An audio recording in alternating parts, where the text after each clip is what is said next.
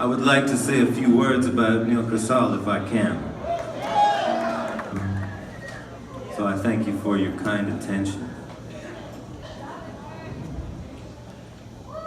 I'd like to begin by saying Neal Casal was always very considerate of other people's time. And though I want very much to honor him and what he stood for, I'm going to break with that tradition. This is just my story of Neal and how he entered my life.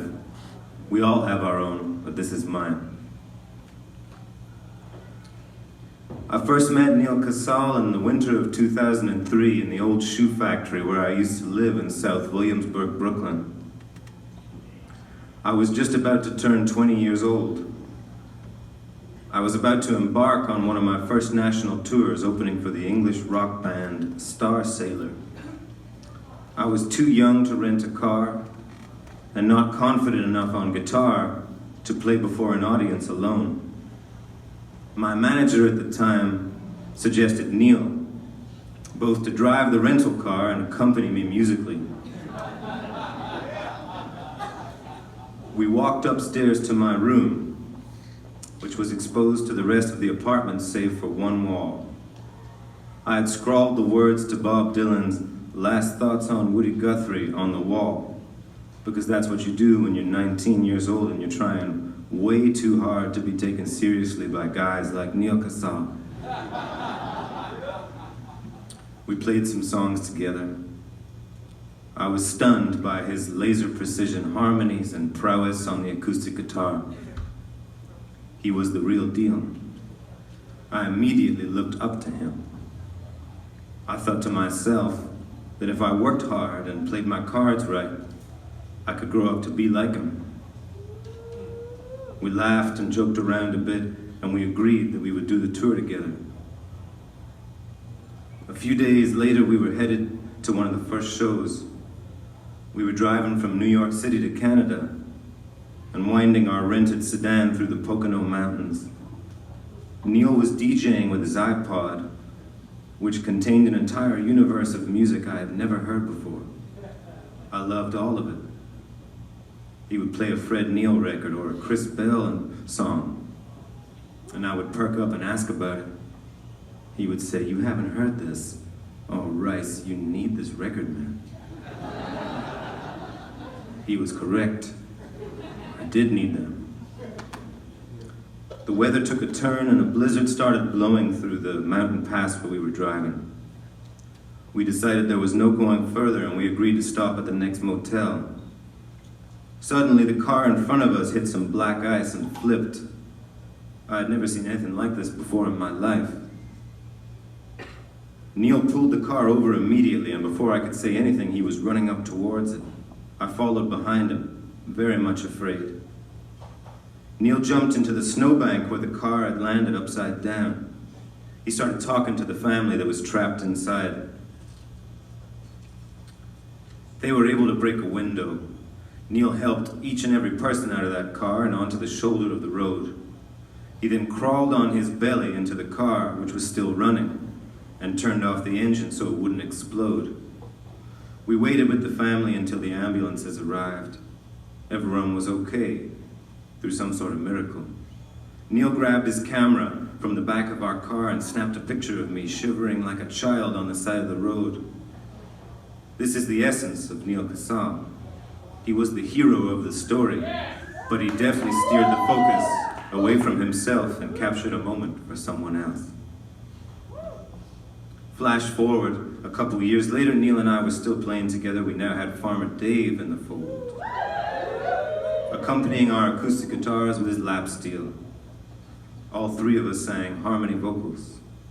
We toured the US in a rented Yukon SUV, which felt positively regal to all of us.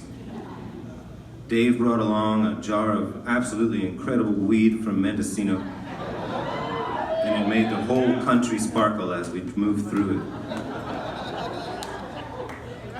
My name was on the marquee of these shows, but I was still the least experienced musician in the Yukon. We would do our show each night, and Neal would often take me aside and take me through what I did right and what I needed to work on. I never felt like I was being talked down to. His advice was gentle and always very sage. I understood on a very deep level that this man was showing me the way. And of course I wanted to make him proud. Our group ended up getting asked to open for REM over in the UK. They were playing absurdly large shows in places like Millennium Stadium in Cardiff and Hyde Park in London. We flew over in the summer of 2005. We stayed at the Columbia Hotel. The place had everything a musician needed. Perfectly dilapidated rooms, a full bar, and a couple of enterprising hotel employees that sold hard drugs.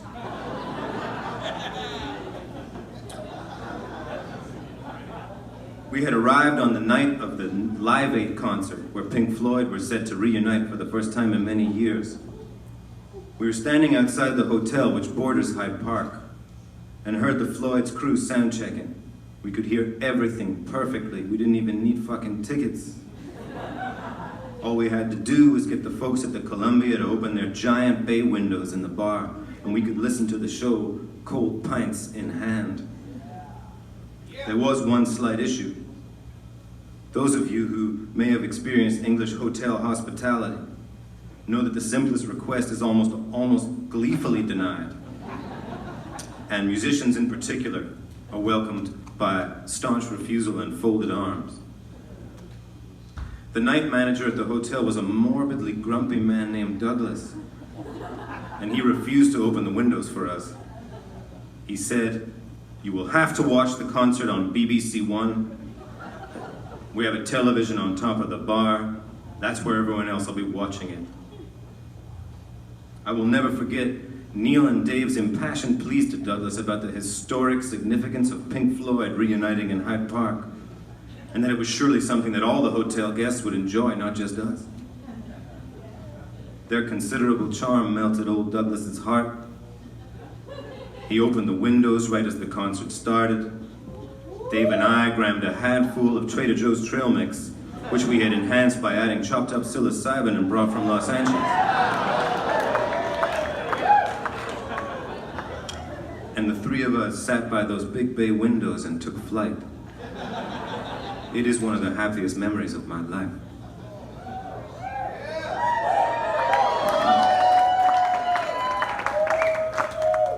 We had booked some headlining shows to warm up for REM. We were in Birmingham on July 7th when terrorists attacked public transportation in London. I can't forget driving into London with Neal, Dave, and a beautiful Irish girl who decided to jump in the van with us back to Birmingham. The entire city was on lockdown as we arrived back at the Columbia. The attacks temporarily derailed the tour, and we decamped to the hotel for a week while the shows were rescheduled. Warner Brothers paid for all this, because this was 2005, before terrorists attacked the music industry. The shows went on, and they ended up going great.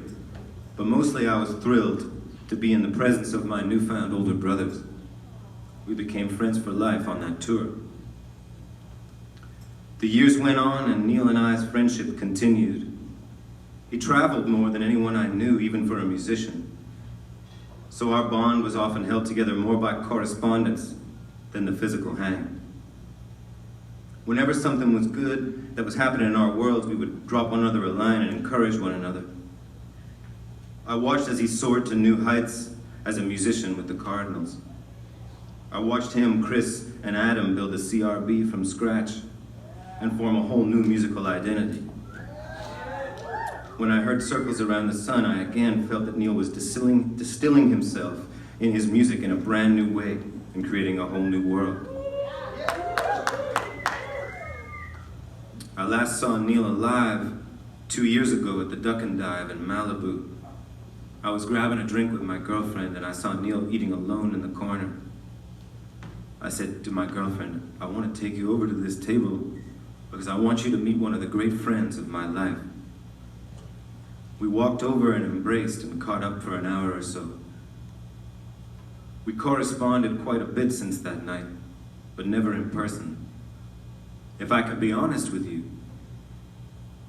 looking back on these correspondences in retrospect, they all kind of feel like goodbyes of some kind.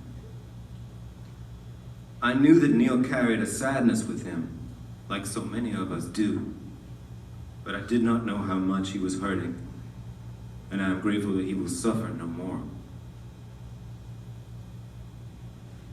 The way Neal lived his life taught me a lot about how to live my own.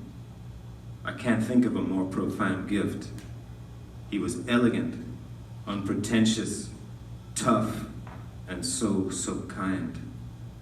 He was one of the best men that I have ever known. His death has also taught me, and I must say, the events of last month are the only thing he's ever done that really pissed me off. But he has taught me that we must take care of one another. We must look out for one another. And we must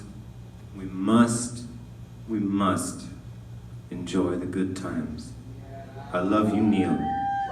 Very well. I love you more than words can tell.